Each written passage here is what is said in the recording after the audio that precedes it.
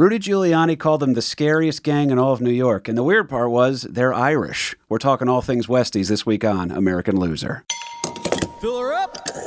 You're listening to the Gas Digital Network. On the edge they take the throne, built on bones of those unknown.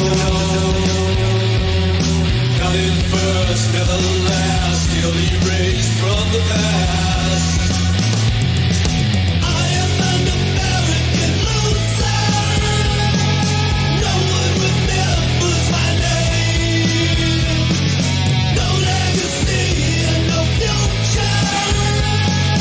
One step behind in the game. What's going on, folks? Welcome back to another episode of American Loser. The best part about this show being in its Gas Digital era is that, number one, I get to continue doing the show here with my dad, Larry Burke. Say hello to people. Hey, hello, everybody. What's going on? Not too bad. You are the shop teacher to the end. He started looking at the stools in the studio and trying to see which ones needed to be fixed. There you go. There you go. Not going to lie. And then also a returning guest to the show, but also, honest to God, I'm excited. I got two of my favorite people in comedy, two of my great buddies, Mike Cannon and Brendan Sagalow here with us today, folks. Hey, you guys. Hi. It's me, Brendan Sagalow. Give it the princess wave. Hi. Nice silent wave, and I realized, it's a recorded medium. I'm ready to learn some history, to be honest. I'm pretty There you go. excited. Yeah. I'm very happy you're saying that. Because, Yeah. that's all I can bring here. It's just nice to be in your cozy bar. Yeah. It is, There you go. what, guys, I don't know if you noticed, but the little form you signed when you were coming in, you did effectively join a militia and are now registered on a There list. you go. Oh, great. Perfect. It is what it is, Not man. the first Finally. Deep inside the rabbit hole gang. Now, a lot of people think I'm in charge of the militia, but I'm rabbits, not. dead rabbits. The dead rabbit one? Oof. Oh. Tipping his hand here, fella. Of course, we got to say hi to the two fellas in the booth. The head of our militia, Dom, back from good news, folks. He got acquitted again, so can't prove There you anything go. about this guy. Welcome back, Way to Dom. go, Dom. Beat the case. He's a good man here, folks. Just not a man of many words. Just just sits there with a vile contempt for human beings and just the inability to feel emotions. So That was a real major league Bob Uecker leaves for a second. The guy's like, fly ball?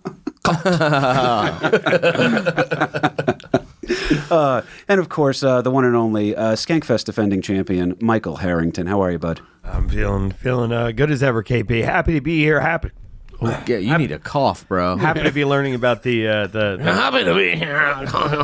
proud heritage of RFK Jr. here. Yeah. So happy to be recording your Yeah. podcast now, guys. I'm sorry, that's scared. Harrington's in the building, folks. All right, hang in there, Harrington. He's the walking wounded here today. He had a tooth pulled recently. Whoa. My understanding was it was either that or I guess it was a bookie. That did it That's to why him. your face is That's puffy. right.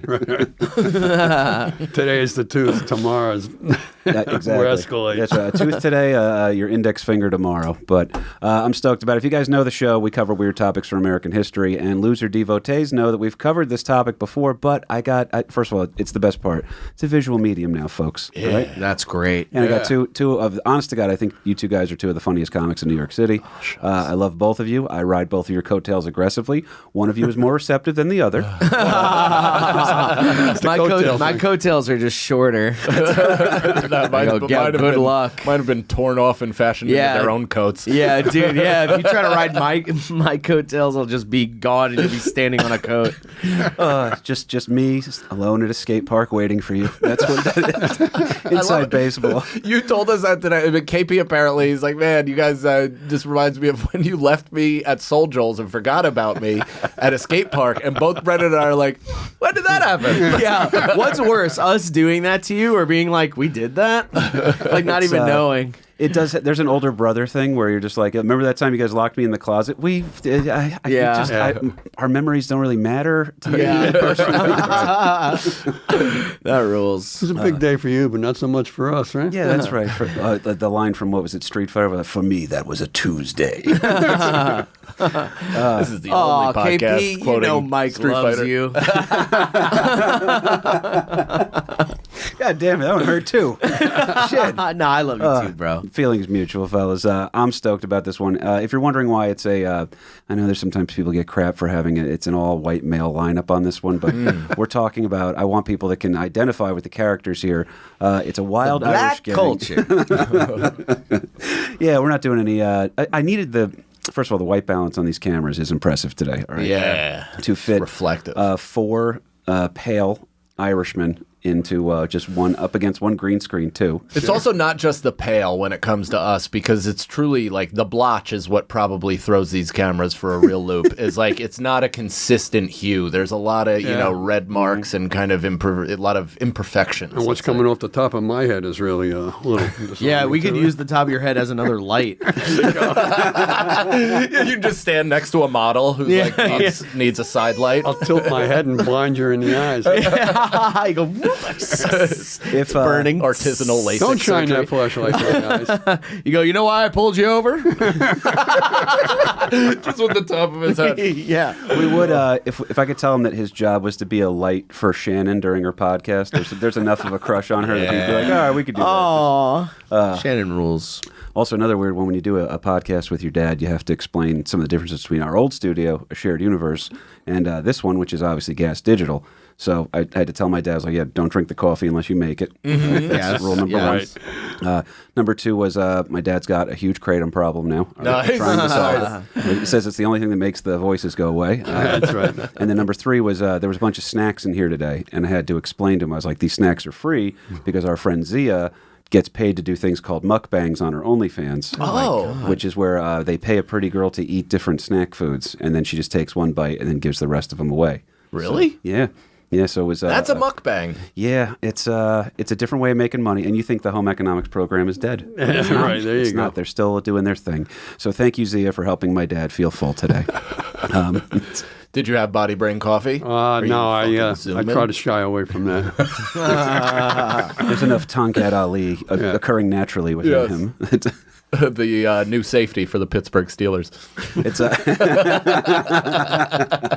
dude, that really you could I could be faked into thinking that was a player very easily. Immediately. It's got it's great. Picture Lewis selling it too. He's like, it's great coffee, dude. It's got Tua Tagovailoa in it. All natural. Oh man. This one I'm excited about. So Cannon came on the show once before via Zoom during the dark times. We'll refer to it as whatever the issue was. Pandemic. Right. That's Oh, that's hilarious. Do they call it that? The pandemic? Very good. There's a lot of people. Very good, QAnon. Say what you want, but the conspiracy guy people, they should get jobs naming things. For sure. Dude, as soon as QAnon went away, did you notice they're like, oh, by the way, we have this thing called Chat GPT now, guys. And you're like, that was it the whole time, wasn't it? It's just giving you prompts. The reason I'm stoked to have both of you guys on here, number one, they got a great new show on the network called Fart Carnival, folks. All right, Fart Carnival. You heard it correctly. Yeah, you heard that. Equally as educational as this program. Yeah, we do right. chemistry. That's right. We deep dive into the anuses of American history. Yeah. Yeah, you wouldn't think that it would be about science, but it is. It's forensic science, actually. That's right. Well, Get into the weeds. Also, I remember everybody had like a dumb writing project they were kicking around during COVID or something. Everybody's like, oh, well, what am I going to do when the world opens back up again? And there was this thought I had in my mind. I was like, the Westies deserve another story about it. They need like a movie or something. And in my head, you're going through like, well, who do I know that could, convincingly play these people? And so there's a super, super likable guy. There's a little bit of a psycho guy, and I'm like, all right, Cannon and Sagalow there. And then there's one guy that is just going to turn on everybody the moment he can. And I was like, well, Feeney's probably. Yeah. But I started trying to figure out how I would make this movie here, because I find that's the best way to teach history or whatever. If you're going to just tell like a movie, you know what I mean?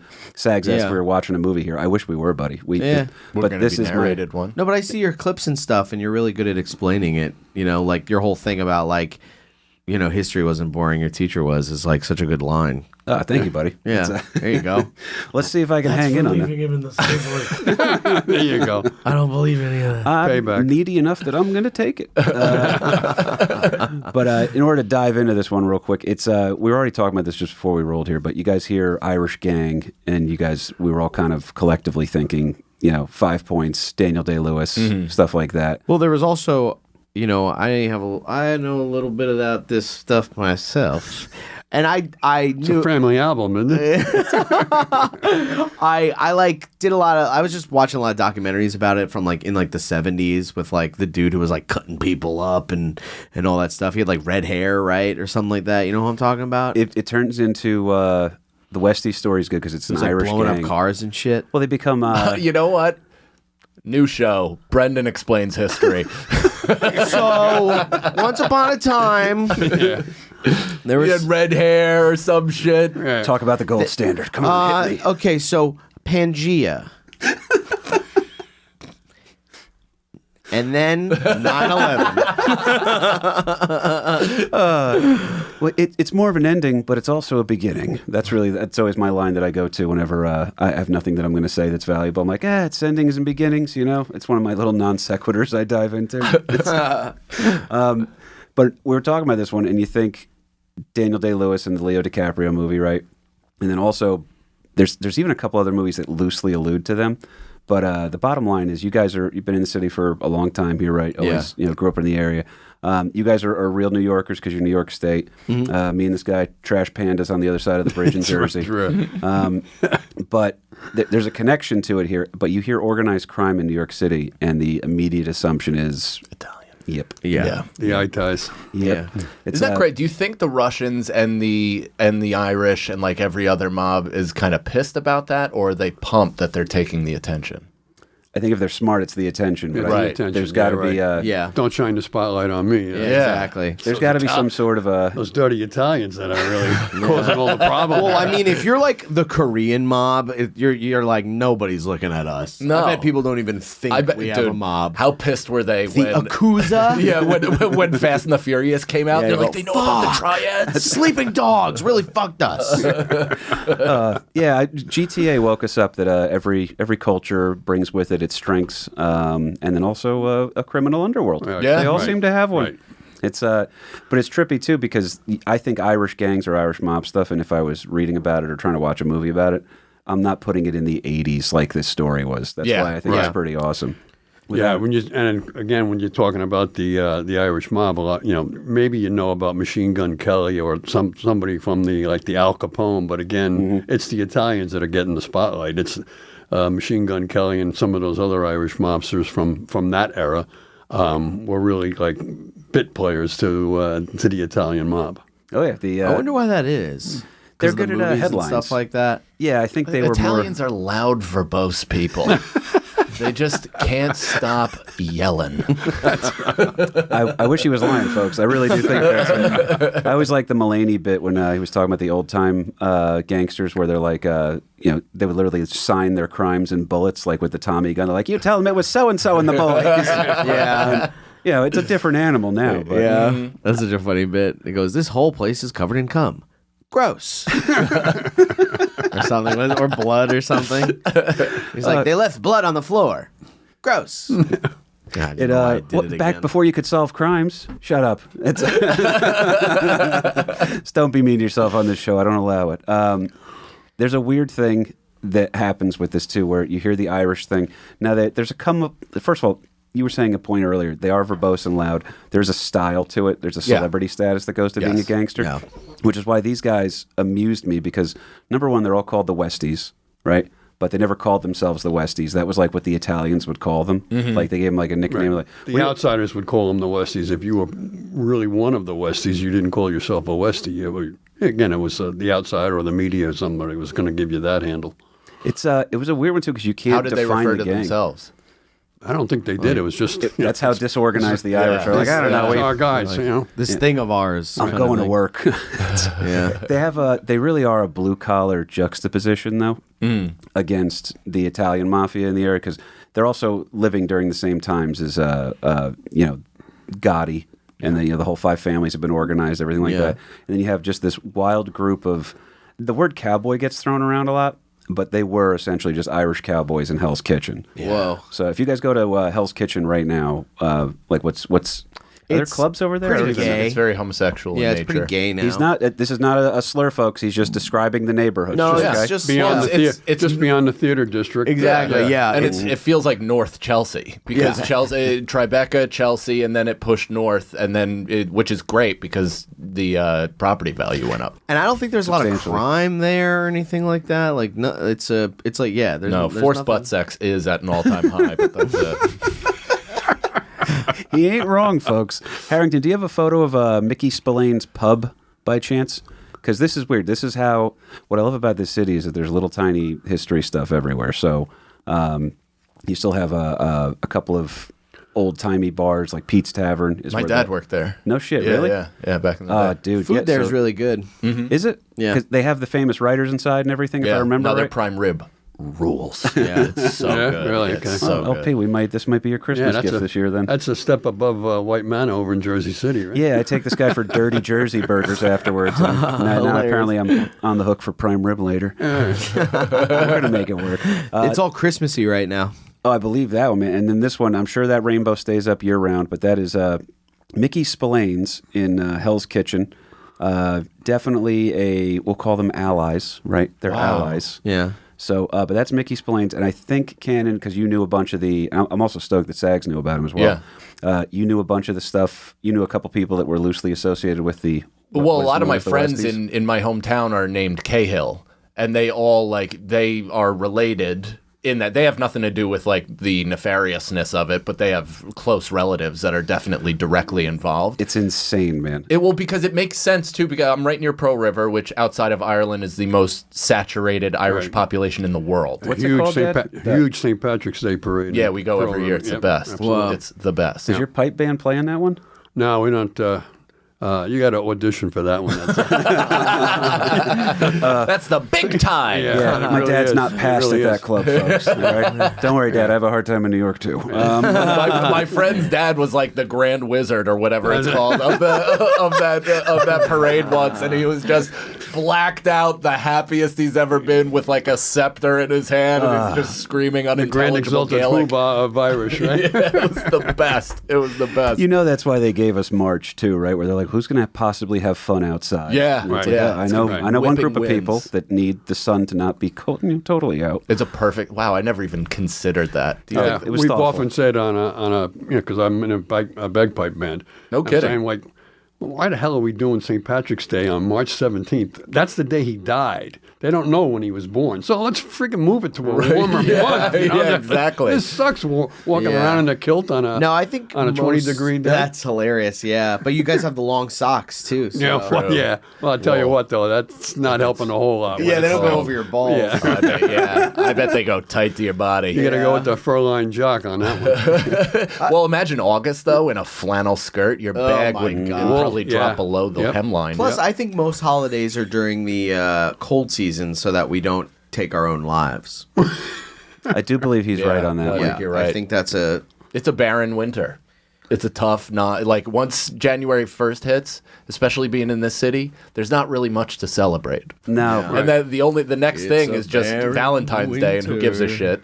And Right. then And St. St. Patrick's Day, rescues at least us. Truth. The warm weather is on the way anyhow. Yeah. You're drinking your way into warm weather. Right, there you go. My solution to this a while ago was I said that what we should do is take Black History Month and swap it with Pride Month. No, Pride Month and Black History Month should swap because if you want to see, first of all, Black You could History. stay warm on poppers no matter what the month. That's the truth on that one. It's weird you said that too. Very kismet. But yeah, also if you're going to enjoy Black History Month, and you're not going to let them have a cookout, like this is it's barbecue culture. Let them have an outdoor month. You know what I mean? Yeah. And then also, who's going to you got dreary old February? Who's going to make it fun and full of glitter? Other than That's a great point. That's actually. true. I think That's a they should be good point. doing it. That's true.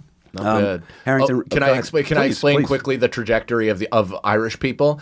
Is so like basically this is kind of how this happened. Is the move to Ireland to the Bronx or to at the time Hell's Kitchen, whatever cheap, affordable area of the city that they could get into, and of course they created just a cluster of themselves. But then the move would be to Rockland. Like, so the literal pilgrimage would be Ireland to New York to then Pearl River. Oh, so it's a layover That's to a step Rockland up. County. Exactly. That's the burbs.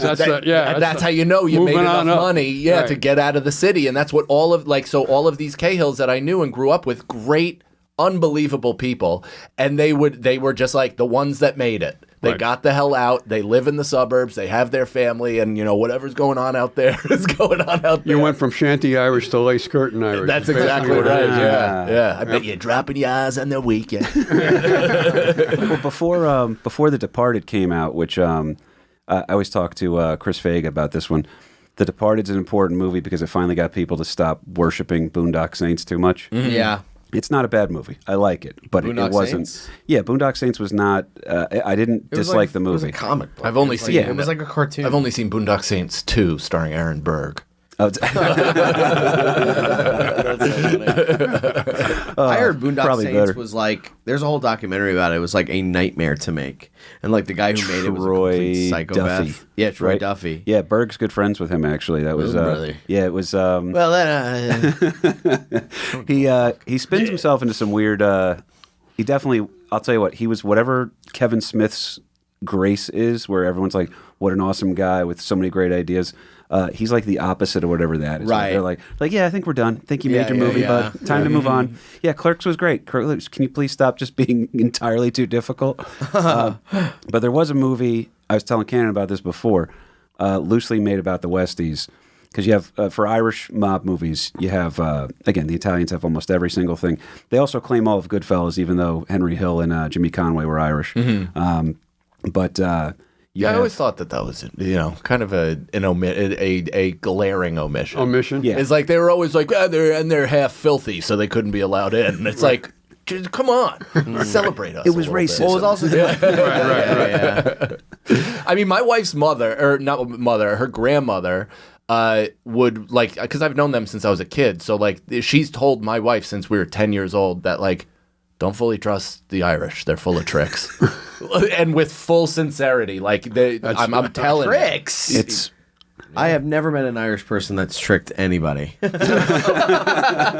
There's a trick right there. I've pulled a The couple greatest tricks. trick ever played It's was an Irishman telling you that no one's ever played Right, any there you tricks. go. Anyway, when are we going to start recording?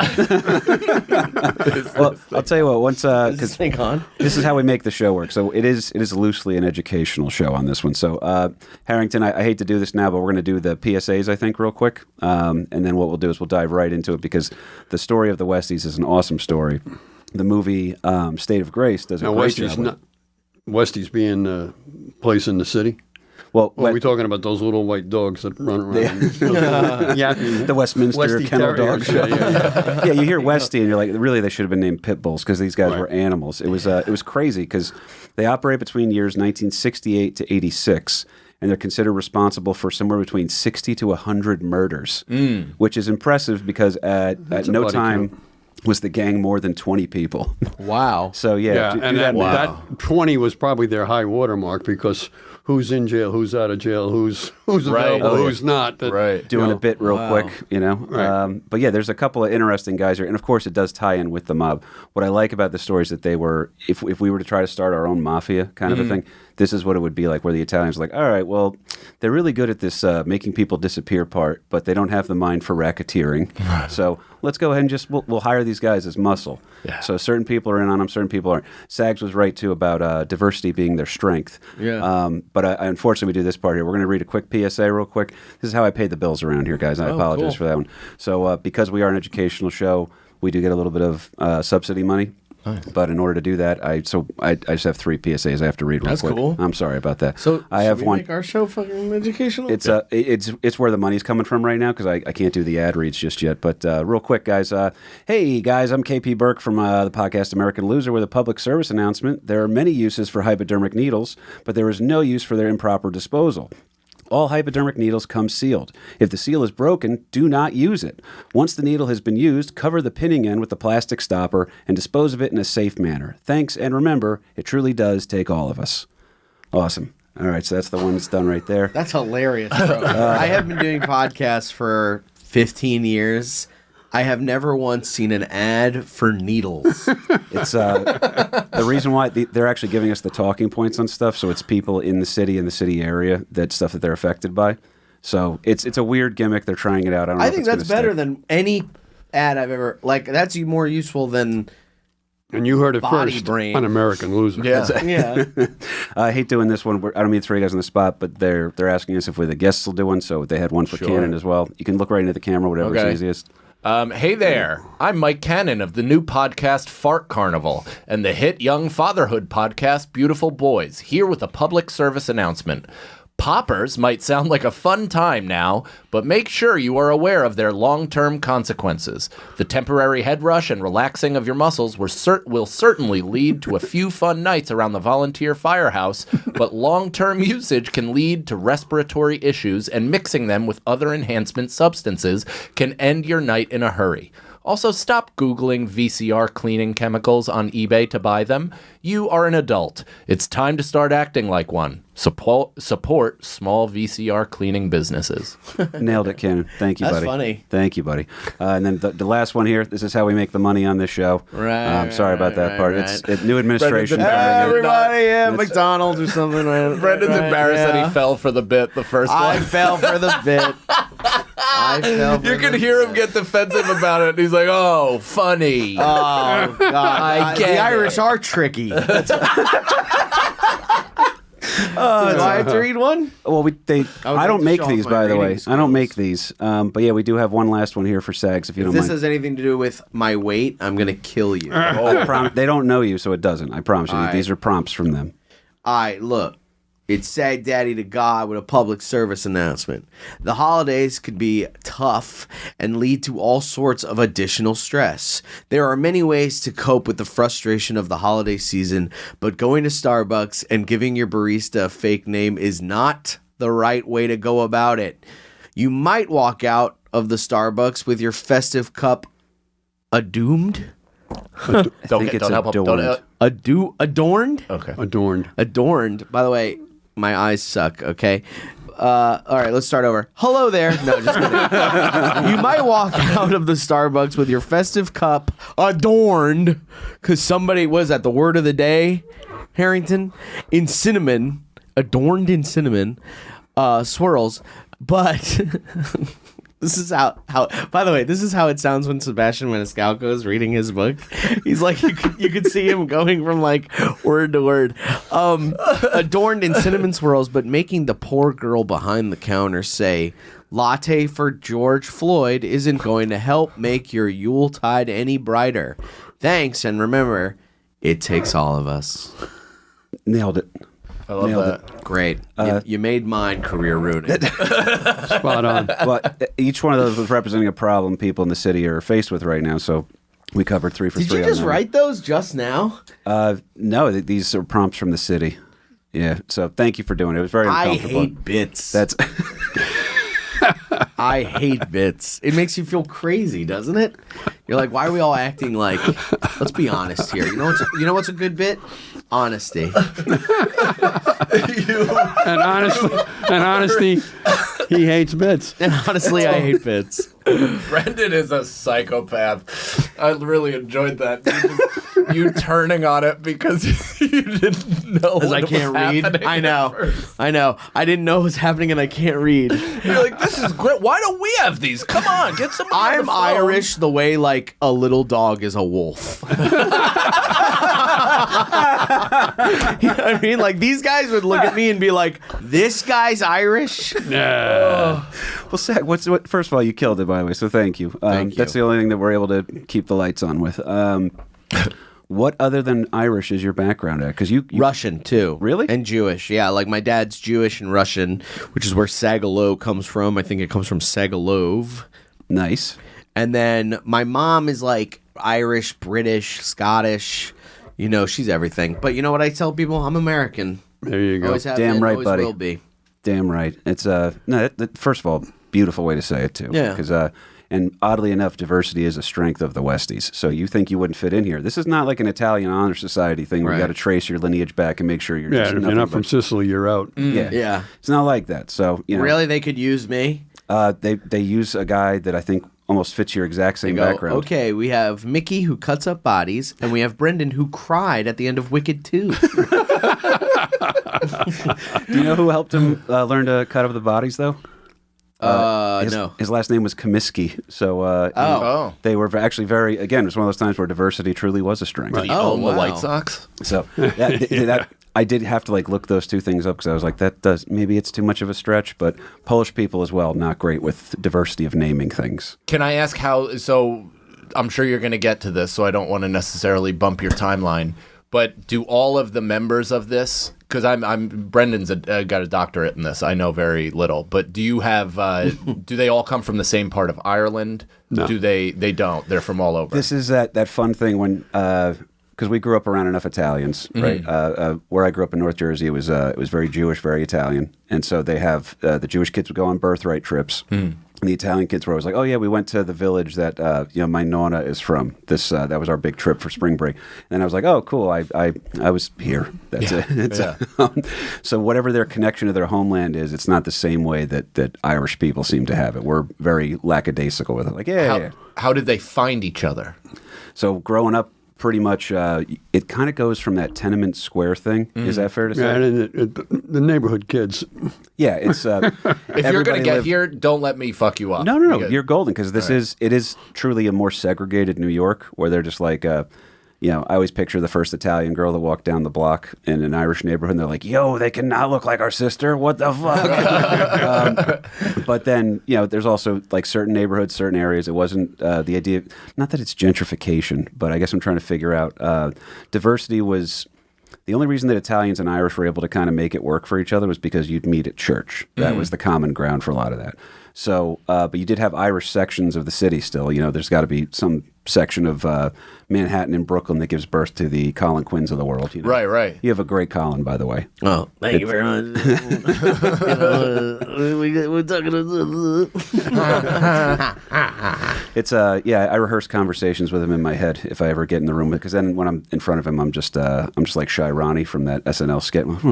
Shy Ronnie. So that's actually that to me is more also symbolic or emblematic, I don't know the word, but of Irish people in general, is that so then these people having no real familial or even geographical similarities or things in common, they came together through frustration.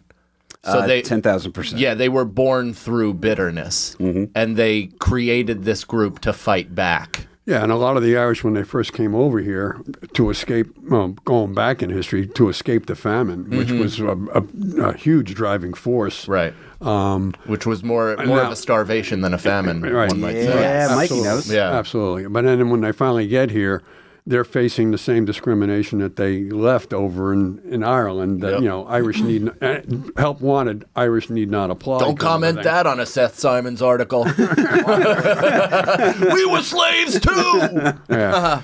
Even worse was Irish Catholic need not apply. So they were it was double dipping on that. Why didn't they want to give them jobs? They just They didn't thought like we were them. mongrels, like we were just lower, like we were routinely called N-bombs. Like that was. Oh wow. You At look least at not the you look at the illustrations of the times too, that like very ape-like features and that kind of stuff. That it was, you were. We go around Ireland. It's not. You that far weren't off. even a second. You were hoping to become a second-class citizen. You were Right, lower right. than that. Right. You were stepped down. So from the that. Notre Dame mascot for the Fighting Irish is actually very close to what would have been like their version of blackface or the Right. Whatever the terrible features were you could pull out in somebody. Right. So Always fighting, always drunk. Right. yeah, it's The original drawing had like a beer bottle right on its feet. Yeah, 100. Yeah. It's so close between that and just being a living, breathing, flogging Molly song. That's and we don't do anything to help ourselves with that. Now, my understanding is up in Boston, which anytime when I was first coming into the city, everybody's like, "Oh, you're here from Boston, right?" And I was like, "Oh, that's what happens when you dress Italian but look Irish." That's, Yeah. That's the way that they solved that one. But Boston it's a little bit more common for this one, but these guys just had this one section of Manhattan, which was Hell's Kitchen, which, as we showed in the photo there, guys, is very friendly now. It's a much more friendly time. It's changed. Yeah, Hell's Kitchen back in the day there's a reason Daredevil from the comics, I know Dom just popped up. There's a reason Alicia he's Keys fighting would it. not be welcome in Hell's Kitchen back in the day, right? And she just did the whole Broadway musical. Oh, yeah, Hell's yeah, Kitchen. yeah. So Yeah, that's Nice yeah, pull it's like, from That was a It's great like- one. I yeah. thought that was just racist. yeah, it's like a play with all our songs, right? New York. Yeah. And pipes. Solid pull, Dad. Or Yeah, that was great. there was another one too with Gordon Ramsay. He did a whole Oh, yeah. Hell's Kitchen TV series where that's right. they had the chef competition back and forth, and Gordon Ramsay screaming at him that you fucked His up. best line was when he took two pieces of bread and put it on either side of the girl's head and just goes, "What are you?" And he forced her to say, "I'm an idiot sandwich." It looked like something you'd have to pay a lot of money to have done to you in terms of humiliation. But I'll tell you, so just to set the zeitgeist here for you folks. Oofa, there it is. Zeitgeist, we have a drop now. So this is, to start it, it's 1960s, right? Hell's Kitchen gangland scene coming under the control of a guy by the name of Mickey Spillane. So Mickey Spillane, I think we have a photo of him here, Harrington, whenever you can pull it up. Yeah, no, And that's that was Mickey, the name of the bar, right? Mickey Spillane. It's literally a little, yeah. So Mickey Spillane is a horrible gangster, absolutely involved in crime. Now it is like almost a must stop at venue for the Pride Parade. That's awesome. Oh, really? Yeah, there's little, this town has changed a lot, but there's little nuggets. There's little nuggets of reminding you, like, hey, this is what it used to be like. So Right. that was our boy Mickey Spillane, who looks like he's in a denim ad of some sort. Yeah, he looks good. Not to be confused with the Mickey Spillane that was the Pulp Fiction novelist doing the whole detective series later on, too. So, yeah. There's another Again. Mickey Spillane, but Wow. I didn't even get that. see what happens when you great. read Wikipedia? We had a guy blow us up on the live stream we did last week. Where he just goes, if you want to skip American Loser this week, just read Wikipedia before KP gets to it. All right, nailed me. But it's a weird one, man. So Mickey Spillane is overseeing a more ambitious criminal organization over here. He's got a mentor named Huey Mulligan. Again, these names are the it best. teeters on. You're like, come on, guys. Hey, Huey, take another one. Well, he's I know what I'm Yeah, He's Spillane running- actually worked for Huey, for Mulligan. Yes. To start. That's where he's got his cut his teeth, if you will, with the Irish mob. And these guys are actually in Queens, this little version of, so it's not just Hell's Kitchen. These guys come to kind of run Hell's Kitchen. Right. And a lot of them are from the area, too. But it's I found out, it took me about 2 years to learn you're supposed to call it the Lucchese crime family. Mm-hmm. Yeah. Oh. Harrington would lose his, I kept calling it Lucchese or whatever. I was calling it Casey. oh, I thought it was a G, like Lugazi or something like that. No, that's That the would guy be that takes the closer. tours to Italy. Well, they're kind of tied in a little bit with the New York Five Families, right? So that's already been established here. They've got large-scale mob wars going on to prevent further wars. Lucky Luciano, everybody knows the deal, creates the commission. They're truly organized crime. You got to beef, you Right. settle it with somebody. That's the one thing about the Italian mob is that they got organized. Yeah. You know, Well, I mean- rather than fighting amongst themselves, hey, let's stop killing one another and organize the whole thing from across the nation. Really, Right, Fat Tony Salerno, right? They're all in there, too. That's the crazy. Everybody, the idea that you could have a meeting with all these people and it would just be like That's a how they James got Bond him. movie. Yeah, That's actually how they got him. Appalachian. Yeah. Yep. We did Yeah. an episode on that, and just the image of a bunch of Italian guys running out into the snow, ruining their loafers. Pretty Who knew amusing. Giuliani? That actually makes the most sense that the Italians were organized based on their OCD. And the Irelands were born from frustration. right. It was, so these guys are showing up in like nice suits and stuff like that. They all have heritage. They're going back to, my family came from, Palermo or whatever. And then the Irish guys are just like, yeah, I can hit people if you want me to. I'm okay Yeah. with this. Right. Now it's weird because they were interesting. They do they can't ever become fully fledged members of the mob. That's the racism we have to face and endure today. But they are sitting there like, these kids are making too much money. You got to bring them into the fold, man. So that's the whole thing. It is business at the end of the day. So the Irish gangs are making a little bit of money over here. And what winds up happening is this one I thought was worth mentioning, by the way. The word borgata, that is a Sicilian slang word for a close-knit group. Oh, that's cool. So when you go to AC and you're at the Borgata, that's like literally that's what. That's right. Yeah, we got Weird. our Yeah, Borgata. that's cool. Yeah, so come on down with your Borgata to the Borgata. It's there's a there's like a loving weird thing in there where they're like, "Hey, you Irish maniacs, you're not really people, but would you like food? We make really good food. We have stainless steel bowls you can eat out of from your means. Well, and then also right into good stainless steel bowls is great. Oddly enough, one of the guys that kind of bridges the gap for these things is Jimmy the Gent Burke, who is Jimmy Conway, De Niro. So he's in the early part of the story. He was a member of Huey's Irish mob. So Spillane takes the reins of the mob. Similar tactics to past bosses and stuff. These guys, this is why they're funny. Like, there is a sense of humor to being a mobster. Send flowers to people in hospitals. Give out some Christmas and Thanksgiving turkeys. And then if you want somebody to look the other way for a little crime in your area, don't ever call the cops or whatever. Hey, a little extra food's on the table for you here. Hey, did you see anything? I don't think you did. That's right. Right. That's right. Whoa. There's like a charming community vibe to your local criminal chapter. Yeah. Whoa. Sags, if you had to ensure compliance from a witness, what's your way to endear yourself to them? I don't know. Probably pay them. I know we're all looking for a hilarious answer here, but Paying's the easiest move. Yeah, just give them money or something. Or just be like you got to trick these people into thinking you're a good guy. It's like Gotti. Like Gotti helped the community, and that's why those videos were always like, "What murder? Yeah, right. He was a good guy." The fireworks one, right? Yeah. That's I mean, the best. you watch the interview of them talk. When he's in court, and they're talking to like the community, like, what do you think about Gotti being in court? And then they're like, they're treating him like dog shit. Like the whole community is like, he's a good guy. What is he talking about?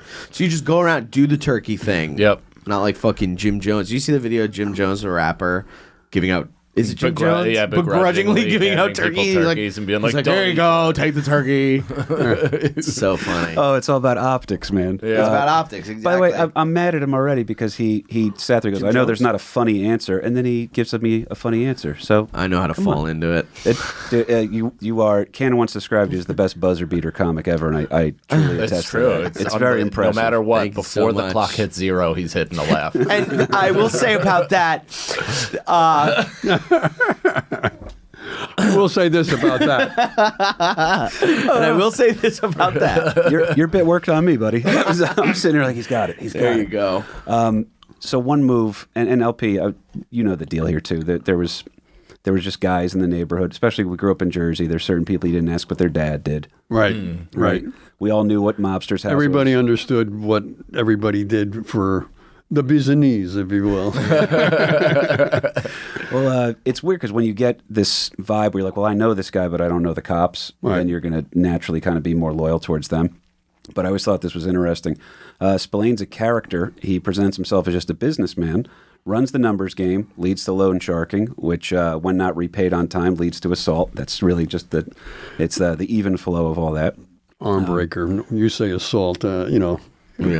Well, because he has the other habit, which I always thought this was, again, it ties into politics a little bit with Tammany Hall, because this was like the old school New York Democratic machine was a very much Irish gang. It's funny. like, so, and it's weird because they're like, yeah, they were absolutely wildly corrupt, but have you been to the Met? It's beautiful. Corruption built that. They're it's like always finding big a on- diamond in a tumor, you know? Yeah. a big donation to the church at the festival and all that kind Right. of stuff too.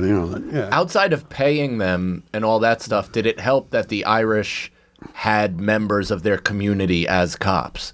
Because 10,000%. It had to have, right? And that's probably also why kind of Italians kept them around, partly. Absolutely. The Godfather does a great job of that when they have the police commissioner that's over there with them.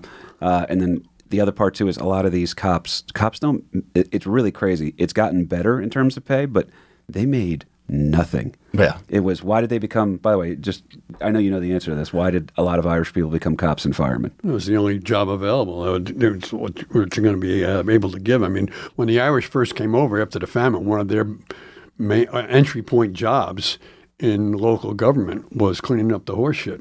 They were sanitation workers. I mean, that was a job that was available, so that nobody else would want that. It was working welfare, essentially. Yeah. Right. So it wasn't like, we have pride in wanting to enforce the rules. They're just like, well, it's either this or I'm, back on Skid Row kind of a thing. Well, and that's also when we didn't have like that great of a sewage system, so we had it was like they took the train all the way up to that one island, right? Isn't that what they did? And they had made like some of the Irish ride that train because they lived kind of near the fucking shit dump. Right.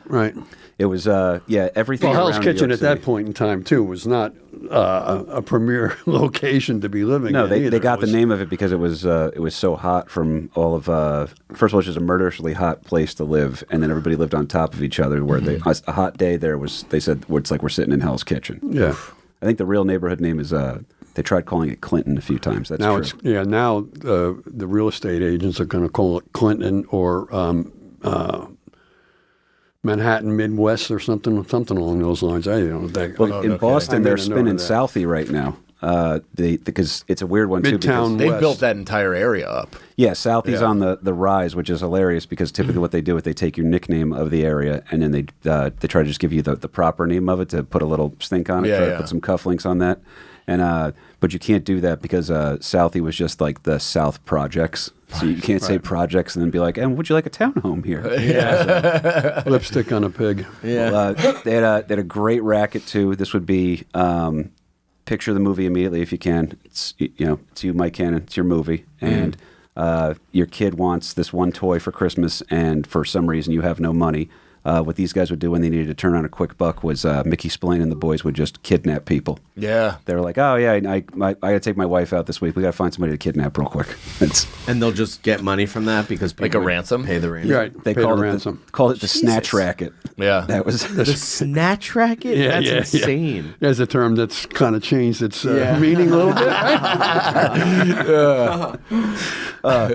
Well, there's a couple of ambitious guys. One of the guys actually marries into a well-connected family. So it's a matter of time here. In New York and crime, you got the early Democratic Party there. You got the labor unions.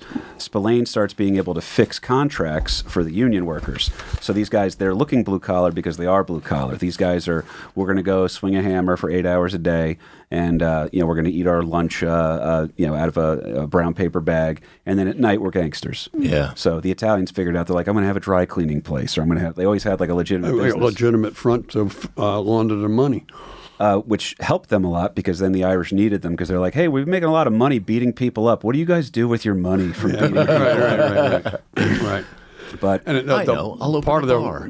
Part of the difficulties too in that neighborhood at one point was heavy on the waterfront with the longshoremen kind of a thing, and then as container ships started to be a bigger and bigger development, a lot of the longshoreman jobs went away. So now, what are you going to do? You got to find work somewhere. You got to feed the family, right? So, and then with Spillane being involved with marrying into the Democratic, what was it? The Democratic Club or something. It wasn't Tammany Hall because Tammany Hall was pretty much done by that time. But weirdly enough, LaGuardia is the one who ended Tammany Hall. Yeah. Yeah. Oh, He wow. took him out. Yeah, Little LaGuardia tiny is statue the over one. there by. But now, they're being a bigger and bigger influence on some of the union jobs and some of the big projects that are going on right now, which is going to involve a lot of construction jobs, union construction jobs, Madison Square Garden, the New York Coliseum, and the Javits Center. Javits Center is the big within, the territorial rights of Hell's Kitchen, if you will, that they're not going to let those dirty eye ties in on that one. By the way, Cannon has apologized several times for any jokes he ever made in the show that got us in trouble, and you never did. You never did. good. This guy right here flagged 5 or 6 times already. He goes, what? They're from Japan. I thought you're supposed to shorten it. 'Cause that's what you do. It's a shortcut. You take out the NEs. Sorry. But you're right. Javits to my Center is a big upbringing. one. That's old Poplar from a Street coming different back to you. 1970s Javits Center is the big one. New York Coliseum, like you said, Dad, MSG as well. Now, here's why they get a little extra on this one. The Italians are going to outnumber the Irish, and they certainly have more power, but the location of the Javits Center is in Hell's Kitchen, which means that Mickey Spillane not only refused Italian interference on its construction, He was successful in that. But he's going to build a palace, exclude the Italian muscle from working the jobs, and he doesn't offer up a taste or a little kickback to the Genovese family. Dip my beak.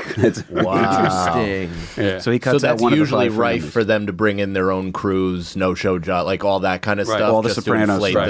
just to inflate the 10,000%. cost longer, Yeah. all that. And Does he was that like, no, this is our cause- thing. Nailed Does it. that cause some sort of like rift and like war between the Italians and the? That's a more or less a declaration. There's a of good war. lead in. I was going to say, perfect question. This is why yeah. they're so interesting, the Westie guys. There he is with the buzzer beater thing, right? Taking a different slant on it. That's all. Well, they're pissed off at Spillane. Easy with the Jap stuff. Both of you, all right? Both of you. It's weird because Spillane is pulling this move, and it's a total affront to the Genovese crime family, who, depending on their power, fluctuates with the 5 families, but that was always one you didn't want to mess with.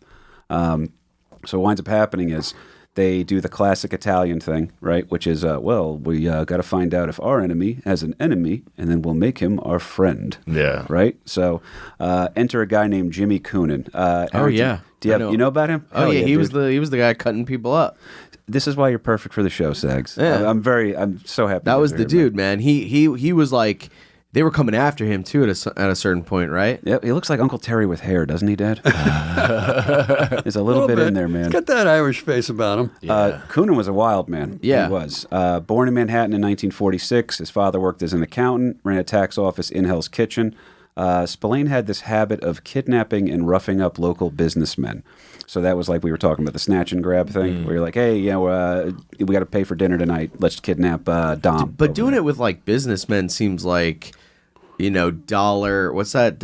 Like dollar smart. It's penny? short money. Yeah, it's like, what, you gonna fuck with the community business? It's literally You're for gonna kidnap dinner, people. though. 100%. Yeah. Just kidnap like teenagers or some shit. Yeah, or if they'd give you $70 though, like it could be they're not talking. It's like, hey, you can't go home until you give me $100. It's essentially It's not big money, but yeah, Gotcha. it's like Gotcha. tolls on the Parkway. You know what I mean? You're like, I feel like I'm being robbed, but I'm just trying to get where I'm going today. Yeah. But Coonan's a wild dude. It seems Mickey Spillane had pulled this snatch and grab thing on Jimmy's father. And after finding out his father had been pistol whipped and beaten by the Hell's Kitchen mob, Hell's Kitchen mob is the precursor to the Westies here. This is where the Westies are going to start. What we know them as comes into fruition. He's 18 years old, and he's the future head of this Westies gang, if you will. He finds some of Mickey Spillane's men, and he fires off an entire magazine of an automatic machine gun, just empties every round. You know this part from of the the story? rooftop. No, but I knew he was like, he had like access to weapons like that. Like I knew at one point he had a rocket launcher, this guy or something. He had like access to these crazy weapons. That's why the cowboy thing holds up in there, because it's like the Italians, they're like, there's that great scene in The Irishman when De Niro's character is like, you can't use a 22 for this. A 45 is too loud. You got to have the right tool for the right like he's almost spectrum-y about the way he's choosing the. It's kind of like when you try to talk to me Such a about good why I'm movie. using the wrong drill bit on something. It made a hole. I don't understand. Yeah. But the cowboy thing was, they were just like, well, what if we just run in there and just mow everybody down? And to his point, by the way, because I could tell you wanted to say it. No, go ahead. What's he hit with the machine gun? Nothing. Oh, really? Yeah, automatic weapon, and he didn't hit anybody. Why? Was he too far or something? They say he didn't want to kill anybody, but it was like, I'm going to send a message. Send a message? You let them know the Irish are here, folks. All right? I love that. kind of a thing. Dude, that gives me chills. That's Coonan going against. Yeah. That's Coonan going. The Irish against the Irish kind of a thing. But again, the real motivator behind the whole thing is the Italian mob. That the enemy of my enemy. Well, Coonan hated Spillane because Spillane, pistol whipped his dad. Yeah. And when he was a teenager. So, you don't forget that shit. Yeah, of course. Somebody beats the crap out of your dad, you're... Yeah. That's why I hate my mom. That's not a forget.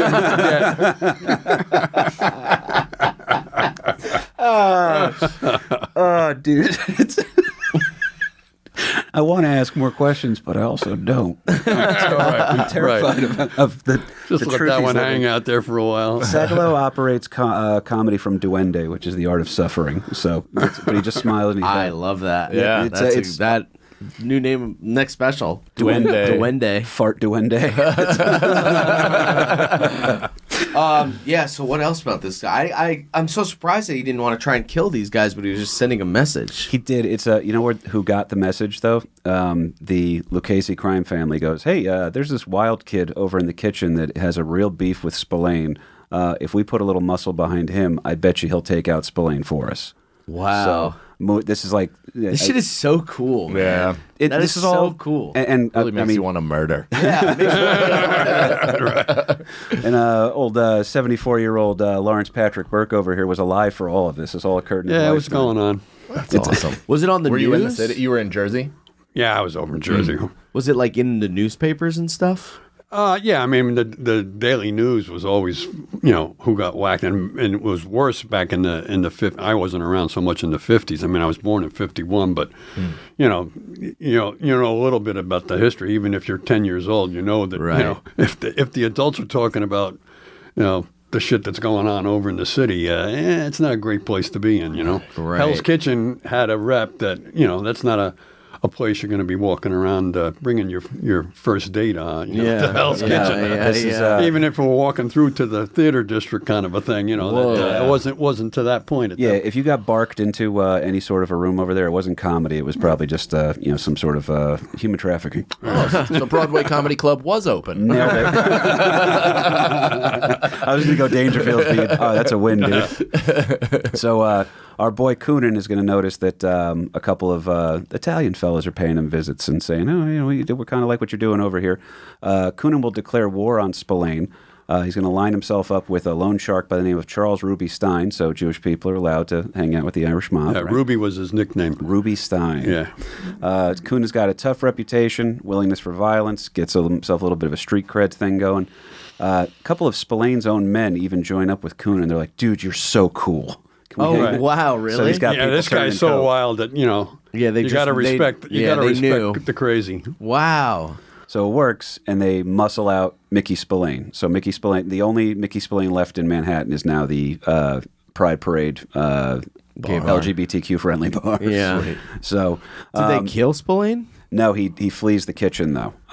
Now this is going to aid his decision here too, and he's going to start making arrangements with the Italians, like concessions. I'm like, "Hey guys, so I know I tried to bully you guys out of that job, but I'm sorry, and I need a safe place to lay my head at night, please." And what winds up really being the thing that seals the deal for him is that Spillane's top 3 lieutenants are all whacked in hits. These are ordered by the Italians, but carried out by an Irish hitman. Can you bring up a photo of Mad Dog Sullivan for us, please, Harrington? Holy shit. How's that for a name, though? That's awesome. Mad Dog Sullivan sounds Just like either James Mattern. One guy. Whoa.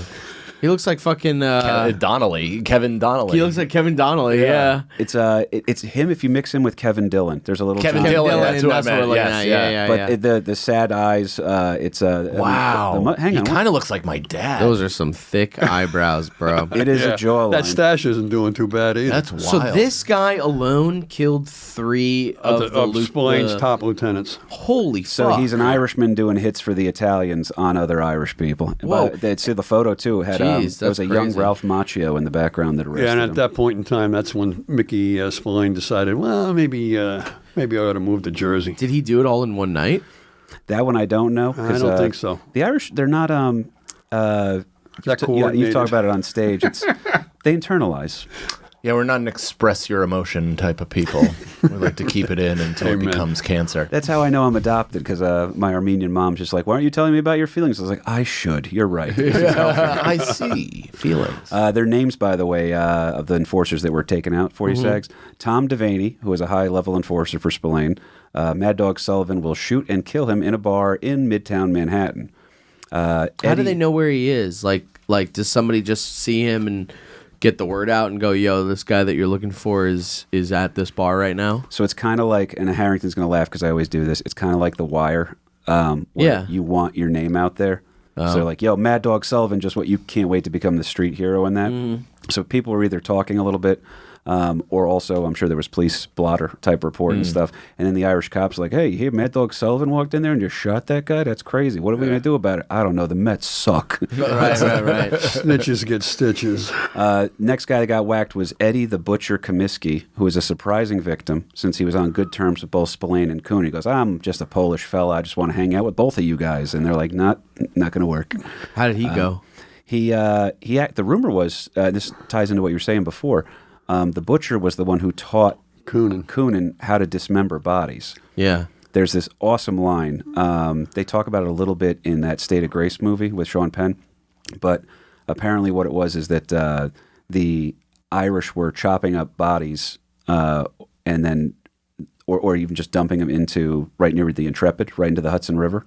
Holy shit. So the bodies would float up. And then apparently, I think I'm right about this, Eddie the Butcher Comiskey taught him what, Dad? Puncture the lungs, because so it's the lungs fill would up. inflate, and that's what would cause the body to rise up and float back to shore. Oh my So that's why God. they found the body, because these guys failed to puncture the lungs before. That's but so the Irish were psychotic. noted too for cutting up the body parts and then scattering them to the four winds, where the guys that took out the Butcher Kaminsky failed to do that. They just dumped the body without Interesting. taking the arms, the legs, the head. You've got a great one too with the head, right?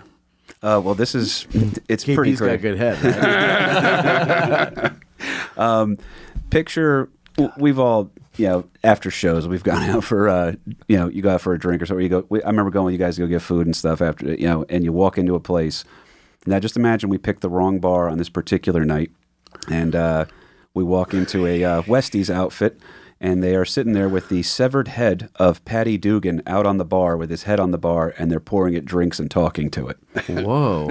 And Patty's head is smoking a cigarette. Oh my God. Severed head with a cigarette in it, and they're pouring it drinks and talking to it like they're having a good. Awesome. These are sociopaths. Yeah. Yeah. Wow. Holy shit. But nobody in the neighborhood is going to, mum's the word. And that's one of the reasons, too, you were asking about why didn't the witnesses, or what are you going to do for the witnesses? Are you going to pay them off? Well, if these guys are killing people and cutting the bodies up, Yeah, you're not. That's enough incentive. There's your sign. Shut up. And they're just walking around. Like you just see them Yes. every day getting the paper, all that stuff, and then they're cutting people up. Crazy. Harrington, what do you got, bud? Well, I was going to say, this sounds like when Chappelle did the history of the Bloods and Crips, and it's like, we dug up your leader.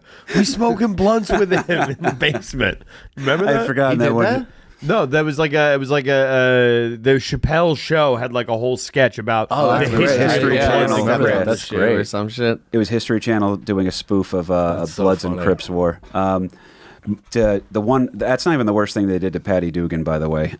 They had his penis removed, placed it in a milk carton, and then preserved it in a pickle jar.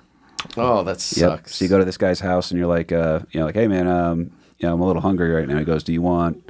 I can make something, but just don't eat whatever's in the pickle jar. Right. Yeah. Yeah, the pickle looks a little funny in there, dude. Yeah, that's actually Paddy It's a Dugan's. baby gherkin. I mean, that's a good sized dick, though. That it even like it can cut it off, Mine yeah. would look like an old peanut, That's a, like a half shelled. Hey, like a pretzel nugget. who's got these romaine hearts going on in here? That's wild. But the Butcher is shot and killed by the Mad Dog in a bar as well. The third guy that gets taken out is Tom the Greek, a nice boy from Jersey, with a second-degree murder rap under his belt. He's killed by Mad Dog Sullivan in a 6-month killing spree to help the Italian mob work Spillane out of the kitchen. Yeah, so to answer your question from before, this didn't all happen in one night. Right. The Irish aren't that organized. It took time, and word got out quickly that that we're coming for you. Yeah. And that's when Mr. Spillane decided that maybe Hell's Kitchen is not the place to reside in. Well, that's the funniest part. Is like in The Godfather and then in Sopranos, it's like you got to make sure that the hits are happening simultaneously so these people don't Right. catch on So they and can't obviously react. protect and react. And it's like the Irish, the second guy dies 3 months later, and they're like, "I'm noticing a pattern." Was there any evidence? I don't know. Just don't. I'm scared of pickles now. So a couple other guys are going to come into the fold here. You got Jimmy Coonan is aided by his younger brother, Jackie. They mix Jackie Coonan's personality with this other guy, Mickey Featherstone. And that is the character that Gary Oldman portrays in State of Grace. Now, there is an old interview, I guess, with Colin Quinn where he's talking about, because he knew some of the people as well that were involved with all that. And he said that people that knew the real-life guy said that Gary Oldman truly became him.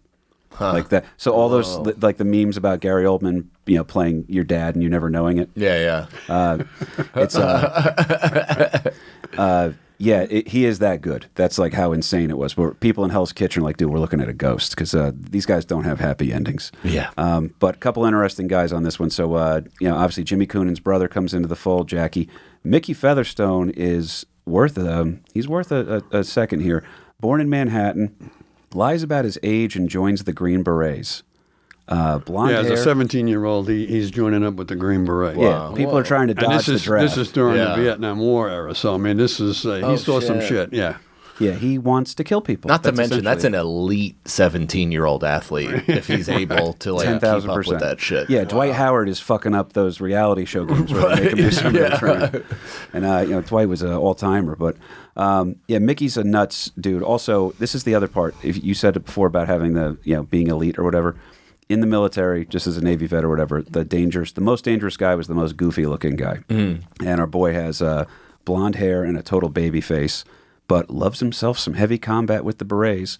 Seemed to have enjoyed himself quite a bit. He gets pulled from combat duty, which pissed him off, and then they put him as a clerk, but he runs afoul of his command because he's constantly drunk, and he's pulling pranks on people. Fits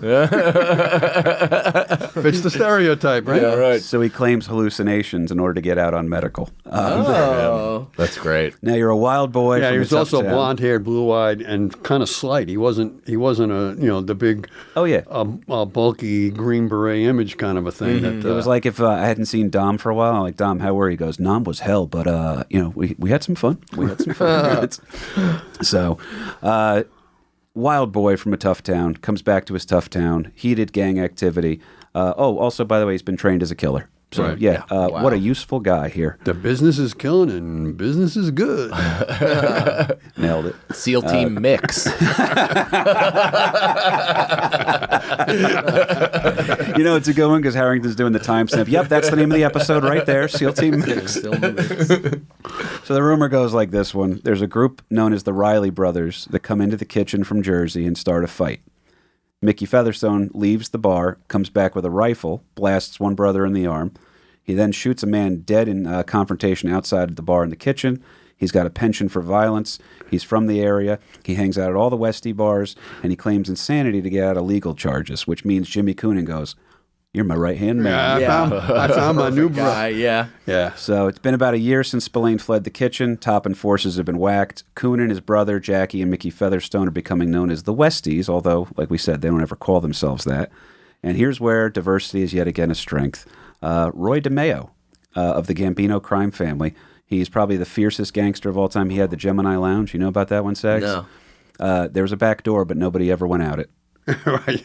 Yeah. You can check in, but you don't check. Well, you get checked out. You're either like- inside. You would get taken there if you were going to get whacked. It was essentially, even if you were like on the inner circles of his crew, you could easily be chopped up and put into little pieces. And Holy shit. walking through the front door did not mean you were leaving alive. It was your life was in your own hands here. Oh, really? If you guys got a heart out at all, too, please let me know. No, we're good. No, we're good. Jimmy and Mickey, they were brothers? So Mickey Featherstone was not the brother. Jimmy and Jackie Coonan were. Okay, gotcha. It gets Jimmy, tricky. yeah. And the worst part is Oldman's character molds two of them together to play the Flannery younger brother. So that they play fast and loose with some of the names. So it took me a minute to figure that one out. Why would anyone go to the Gemini Lounge? If after like the third kill, they were like... All right, so it's kind of like a glory hole. That was... Yeah. It's kind of like a glory hole. So I guess what they were luring them in with was like, hey, you want to come in and we're going to have... Oh, absolutely, dude. Okay. You want to step in here and we got a hot, gorgeous woman that can't wait to dance naked for us, and then we're going to have a 4-course meal. There's a possibility you might get chopped up into little pieces. Right? So there was the allure of the danger. Oh, okay. And if you're asked to come in, you don't say no to the invite kind Right, of because thing. then you die anyway. Like, oh, We'll just fuck. take you out someplace else. Yeah. Well, it's trippy because DeMeo, who's a whack, he's kind of like Dom and I were talking about Dexter. And he's kind of got that Dexter to him where he's like, there's an art to getting rid of a body and everything. Yeah. And so he does all this. It's referred to as the Gemini method for how he gets rid of bodies. That's puncturing the lungs, that's separating the torso, everything like that. Murder's a business for him. So now he hears about these wild Irish cowboys, and he's like, I got to get to know these dudes. I want to hang out with them. Cool. So the Westies get brought on board as top earners in the Gambino crime family. DeMeo becomes a made man, so now it's like having your godfather. You know what I mean? Like, I don't always like to liken it to this, but it's like when all of a sudden I was like, all right, I'm doing shitty bar shows in New Jersey, and all of a sudden Bobby Kelly's like, why don't you come, do a couple shows with me? Yeah. And then I was like, hi, I'm somebody's bitch now. I made it. Dad, I can't quit. I'm giving up my apprenticeship with the union because Bobby Kelly told me I'm Kelly funny. Has his finger in your pocket. And then he's in his boxers yelling at me. I'm glad Cannon's back too, because I didn't want him to miss the part where the war with Spillane is about to be over here. Jimmy Coonan's got this good friendship going on with Roy DeMeo, and as a favor to Coonan and the Westies, Roy DeMeo goes, you guys helped me become a made man because these Irish kids are such good earners. Roy DeMeo himself, he's a boss now. He's a made dude. He does not have to be doing this. He shoots Mickey Spillane himself 5 times outside of his apartment. Whoa. So over the course of 11 years, Coonan's war with Spillane is now over. So, Holy shit. So even with Spillane leaving, they were like, well, if we ever see this guy, we have to kill him. On site. Or is it like, we got to find this guy? For 11 years, we're trying to find this guy. yeah, it's a favor. They do a great job in Sopranos with that too. Go ahead. No, that's right. I mean, that was just it. I mean, he still knew that he hated this guy, and he's not dead, so we got to make him dead. That was Wow. Yeah, you can't Where'd pay they off kill many him? debts. Where'd they find him? Spillane got whacked outside his own apartment. I did not find Didn't an say- address for It's that funny because he was probably like in like Astor Place, like not in the same exact borough in the same city, but they didn't leave their area. That Yeah, they, if you couldn't could just find be him. like, "There's no train that runs here. I'm fine." Yeah. You know what I Right. mean. And it's the open micers hadn't bullied everybody out of Astoria just yet. But Roy DeMeo said that these guys are fucking crazy, and to him that was a compliment. So Roy DeMeo, big whack butcher for the Italians. there's an appreciation of how screwed up these guys are. That they're taking people out left and right, and you gotta admire that. They're fun. They're fun. Okay? These are fun dudes. This story is the one that's legendary. If you guys haven't seen the movie State of Grace, if you guys haven't at home, go see it. It came out 6 months before Goodfellas. It gets completely lost in the shuffle here. They do this scene, and they say it's completely accurate. This is how it went down. Coonan likes DeMeo and vice versa.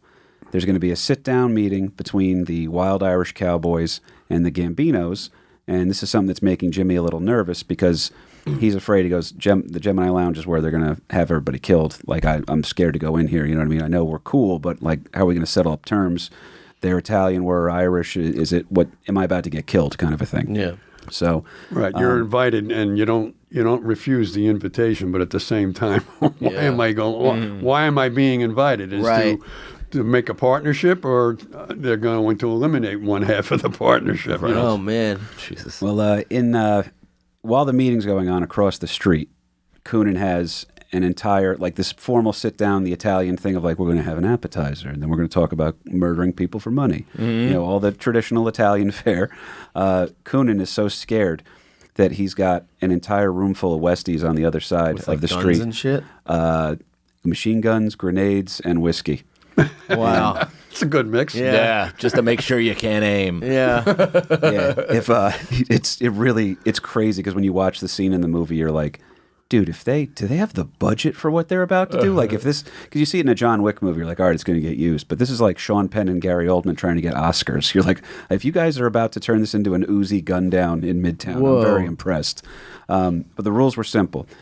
Mickey Featherstone is the one that's supposed to call them off within 2 hours. The Westies were to arrive at the Italian joint if they don't get called off. Westies roll in, guns blazing, take out everybody inside. Only thing was, the meeting was going super well. Yeah, so you're like, it's that trick thing that a girl does where, like, oh, if my date's bad, call me. Yeah.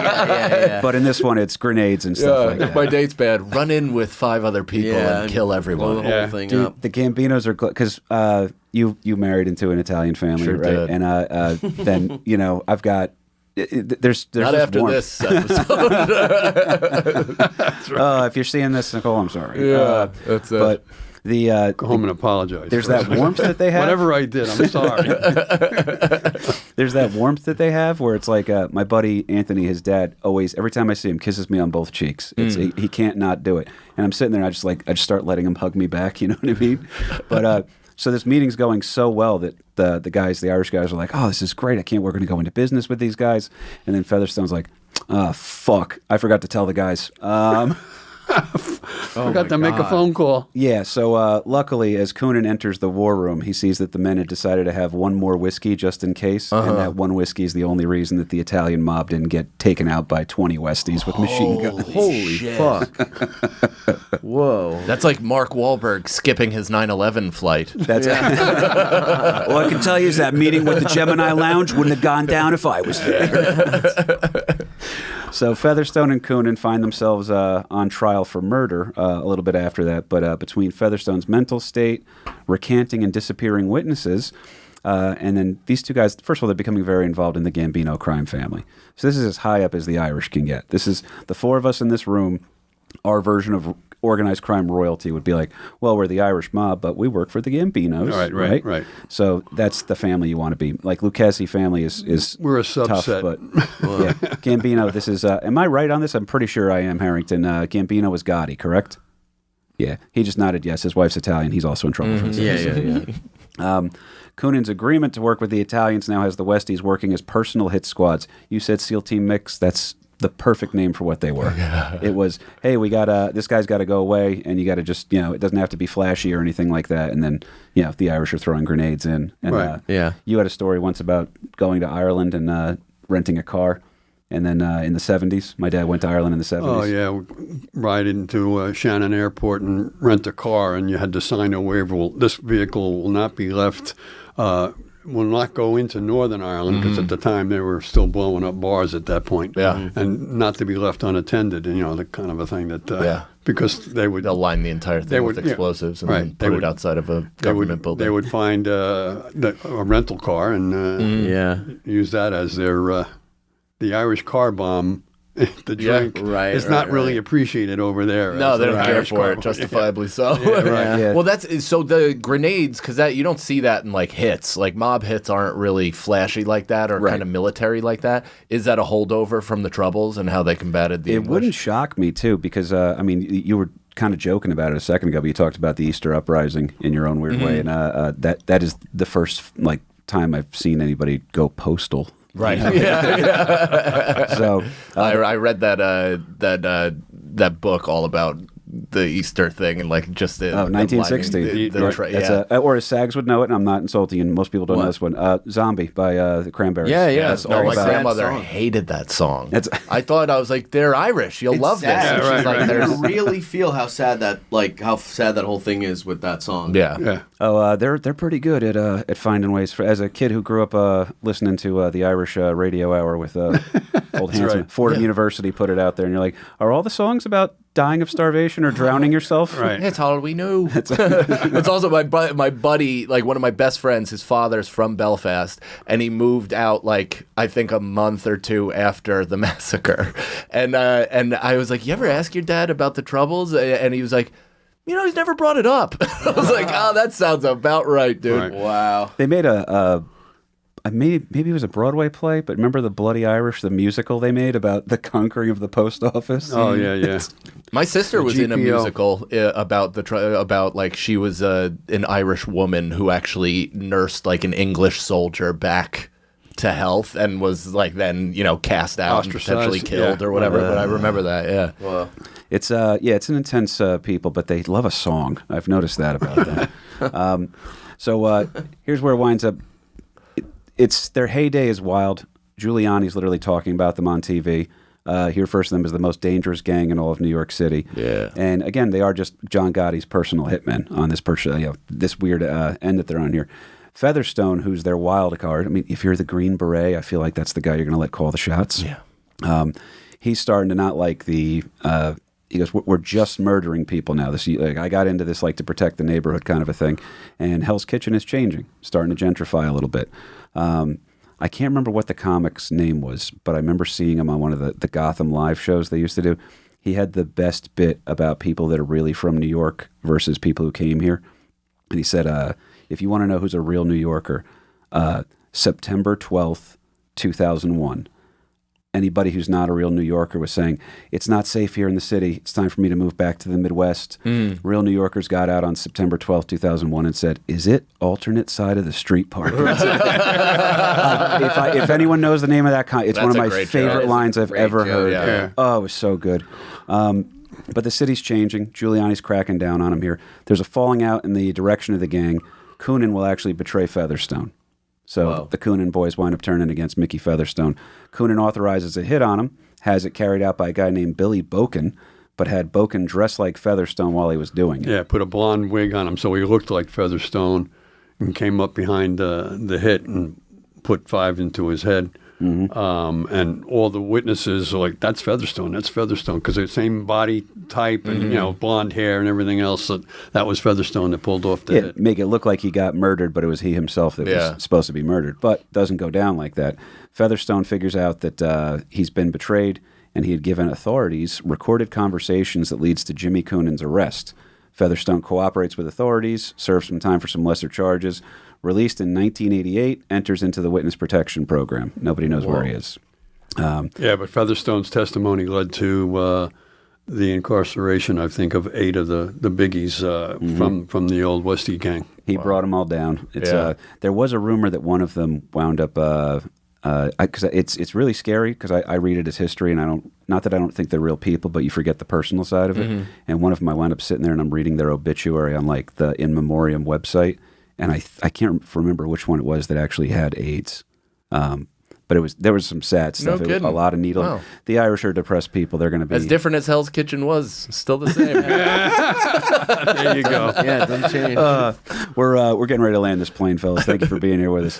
But yeah, so that's kind of the end of it over there too. Jackie Coonan will pass away. I think Jackie's the one that had HIV. Jimmy Coonan, still alive. Still alive? Still alive. At the time that I wrote this, which was a couple of years ago, he was 75. So if he's still alive, He's 79. He was serving 79 now. He was serving a 75-year sentence. Oh, wow.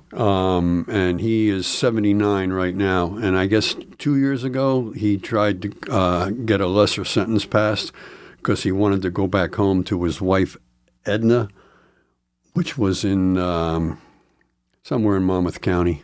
In Jersey. That's Rockland County. Then, if it doesn't work out there, Jersey Shore. Wow. Yeah, but that request was denied, so he's still sitting in a prison in Pennsylvania. So they're giving him the full 75. Yep. Yeah. Wow. Wow, that's crazy. Well, Mickey not Spillane's crazy. son is actually the guy who owns Mickey Spillane's bar now. No kidding. So that is a direct descendant of the whole Westies. Is he thing. gay? It would not surprise me. Although if you're in that neighborhood and all you have to do is put the rainbow flag on, Yeah, no. and you guarantee that your bar never goes out of business. Better for business either way, I but think that's a total win on that one. Wow. But yeah, that was our condensed version of the Westies. So thank you, fellas, for hanging That's so That was interesting. I great. can't wait to go back home and like tell my girlfriend all that stuff. Bro, watch State of Grace tonight. And just like act smart. There you go. I have a new topic to talk about. Yeah, I go, do you guys know about featherweight and and Tommy Coons? And How are you going to, because that's always my favorite when I have to find a way to turn the conversation into what I wanted to talk about. Where I just immediately fired at her. I go, oh my God, you know what I did today? And we talked about this and we talked about that. And she's like, whoa. that's a charming way to do it too. Just For me, dumping on her. I forget what it was, but I wound up talking about Edgar Allan Poe too much one time, and it just happened to be it was like a pseudo goth girl, and she's like, tell me more, and I was like, oh, I normally don't get this far. usually they're like, what do you mean his obituary is written by someone who hated him? That's crazy. Is that true? Yeah. Whoa. Yeah, Edgar Allan Poe, his whole idea of him being a gothic guy was made up by a dude who hated him. So if Cannon dies first and Feeney writes his obituary, and Feeney says, alcoholic, closeted homosexual, Man, I'll be a posthumous wife star. beater. Well,